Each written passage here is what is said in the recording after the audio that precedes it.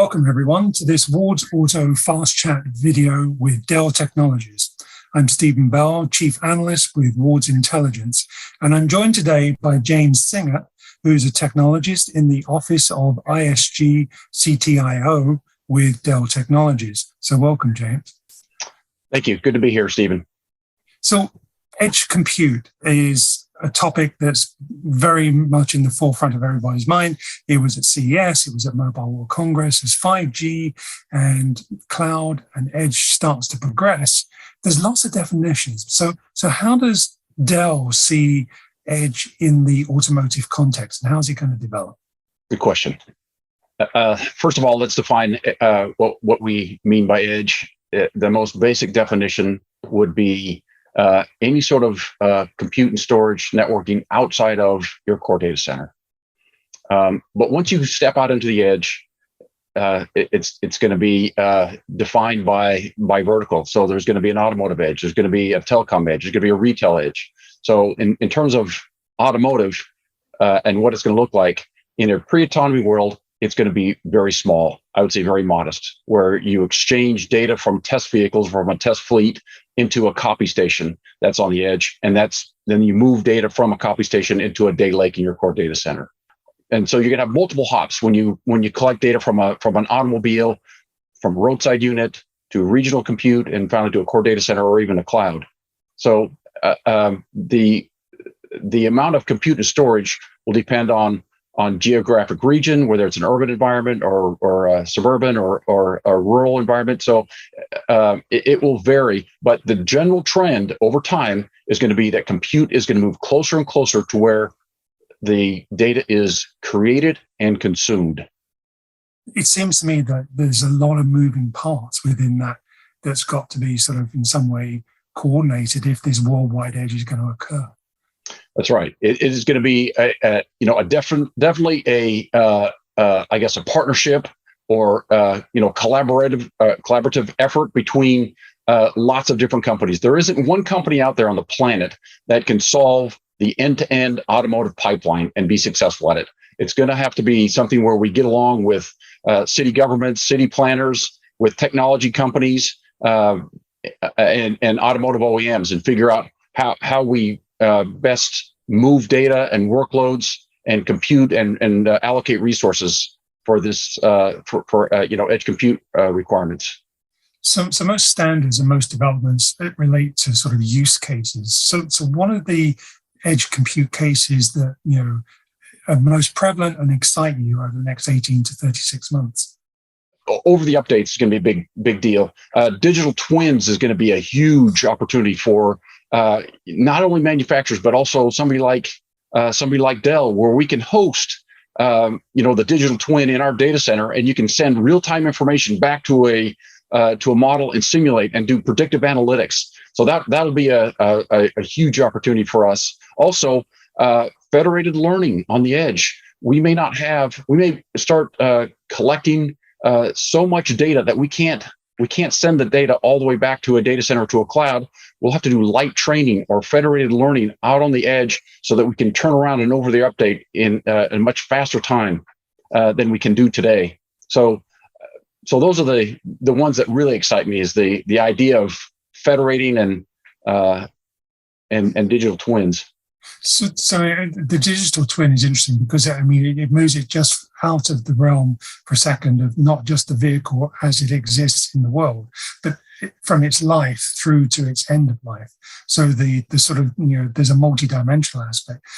Are you starting to see the requirement for 3D interactive experiences across those life cycle planning aspects? And what are you talking to your partners and automotive manufacturers about along those lines? When I talk to automotive customers and they say they want a digital twin or a 3D model of not just a particular vehicle, but for every vehicle that they sell, my ears perk up. And that's exciting, because that means for every automobile that they service on the road, they want a replica of that, and they want to stream data, sensor data of my particular vehicle. So it could be your vehicle or my vehicle. It's not just a particular model, where you're going to stream data all the way back to a data center, and you're going to be able to make predictions about the safety, about the parts of the vehicle, the internal combustion engine, or if it's a battery or something that needs to be serviced. So we're going to be able to tell a lot about not just vehicles in general, that particular model of vehicle. We're going to be able to tell about your vehicle. So it's going to become personal. So my ears pricked up when you sort of saw that you were excited, because one of the things that concerns me is that's a huge amount of data that's got to be maneuvered, and somebody's got to do the decision making and triaging in terms of where that data is processed, what data is transmitted, what's stored, what's lost. Is that the value that Dell is bringing to your automotive partners? Yeah, I think so. I really do. I think that's where Dell wants to participate. When we go to the automotive shows, there's a lot of focus on in-car compute and the vehicle and safety, which rightly so. But there's got to be others that are focused on what happens to the data after it leaves your car, and that's where we want to spend time and our energies on edge compute. And what do the roadside units look like, and how can we get more compute to a roadside unit, or what's the communication path between a vehicle and a roadside unit and your core data center, and how much data should leave the car, and where does it go once it leaves the car? Those are things that I get animated about, and I'm excited about, and I think there's a whole lot of other companies that we're working with that are also concerned about that very thing too. I mean, I think that one of the most important points that you emphasized is that there is no single solution. This is so like the automotive industry 100 years ago, because there are so many aspects that are evolving simultaneously, and no single company can do all of it. There's too many technologies, there's too many technology paths, too many evolution paths. And so the ecosystem and partnership programs that you guys run as well is a significant part of moving this industry forward. That's right. Yeah. In fact, we've been working with lots of partners who wants to participate, who wants to understand how data is going to be processed, how it's going to be moved. How do we train it? Just all aspects of data lifecycle management. One of the things that Dell has been working on is a 3D interactive experience that really visualizes what the automotive edge looks like. It's got 4 scenes. You can click through all of them fairly quickly, or if you want to explore it, there's lots of hotspots on it that shows what the edge means to Dell. It also illustrates all the partnerships that we have, and who we're working with, or who are involved in creating this automotive pipeline that will be required for every connected vehicle.